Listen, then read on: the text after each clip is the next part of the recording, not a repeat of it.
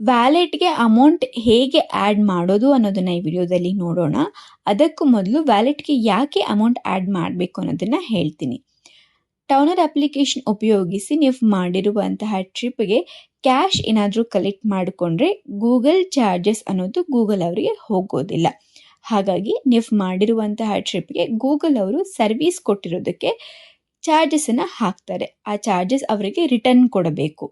So ನೀವು ವ್ಯಾಲೆಟ್ಗೆ amount add ಮಾಡ್ಕೊಳ್ಳೋದ್ರಿಂದ ಅದರಿಂದ ಗೂಗಲ್ ಚಾರ್ಜಸ್ ಅನ್ನೋದನ್ನು ಕಟ್ ಮಾಡ್ಕೊಳ್ತಾರೆ.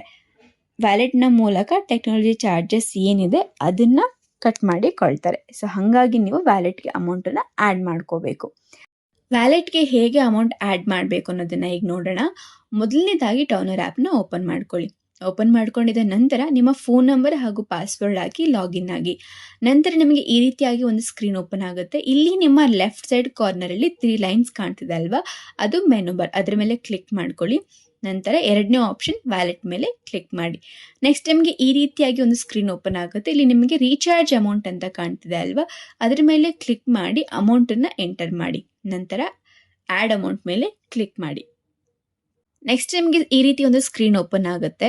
ನೀವು ಯಾವ ಫೋನಲ್ಲಿ ಟೌನರ್ ಆ್ಯಪ್ನ ಯೂಸ್ ಮಾಡ್ತಿದ್ದೀರೋ ಅದೇ ಫೋನಲ್ಲಿ ಪೇಮೆಂಟ್ ಆ್ಯಪ್ಗಳಿದೆ ಅಂತಂದರೆ ಅಲ್ಲಿ ನಿಮಗೆ ಕಾಣಿಸ್ತಿರುವಂಥ UPI ಆ್ಯಪಲ್ಲಿ ನಿಮ್ಮ ಆ್ಯಪನ್ನು ಸೆಲೆಕ್ಟ್ ಮಾಡ್ಕೊಳ್ಳಿ. ಅಂದರೆ ನೀವು ಯಾವ ಆ್ಯಪ್ ಮೂಲಕ ಪೇ ಮಾಡಬೇಕು ಅಂತ ಅಂದ್ಕೊಳ್ತಿದ್ದೀರೋ ಆ ಆ್ಯಪ್ನ ಸೆಲೆಕ್ಟ್ ಮಾಡ್ಕೊಳ್ಳಿ. ನಂತರ ಕೆಳಗಡೆ ಕಾಣ್ತಿರುವಂಥ ಪೇ ಬಟನ್ ಮೇಲೆ ಕ್ಲಿಕ್ ಮಾಡಿ. ನೆಕ್ಸ್ಟ್ ನಿಮ್ಮ UPI ಪಿನ್ ಕೇಳುತ್ತೆ. UPI ಪಿನ್ ಎಂಟ್ರ್ ಮಾಡಿದ್ರೆ ಪೇಮೆಂಟ್ ಅನ್ನೋದು ಸಕ್ಸಸ್ ಆಗುತ್ತೆ.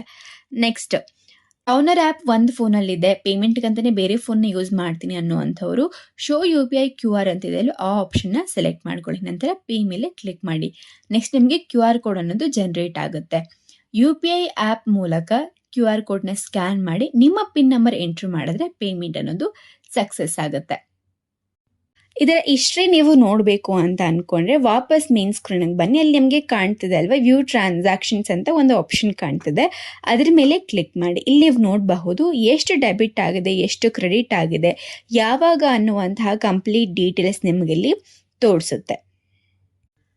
ಪ್ರತಿದಿನ ಟ್ರಿಪ್ ಮುಗಿದ ನಂತರ ವ್ಯಾಲೆಟಲ್ಲಿ ಸಾಕಷ್ಟು ಅಮೌಂಟ್ ಇದೆ ಅನ್ನೋದನ್ನು ಕನ್ಫರ್ಮ್ ಮಾಡಿಕೊಂಡು ನಂತರ ಅವತ್ತಿನ ಚಾರ್ಜಸ್ ಅವತ್ತೇ ಗೂಗಲ್ ಅವರಿಗೆ ರೀಪೇಮೆಂಟ್ ಅನ್ನೋದನ್ನು ಮಾಡಿ.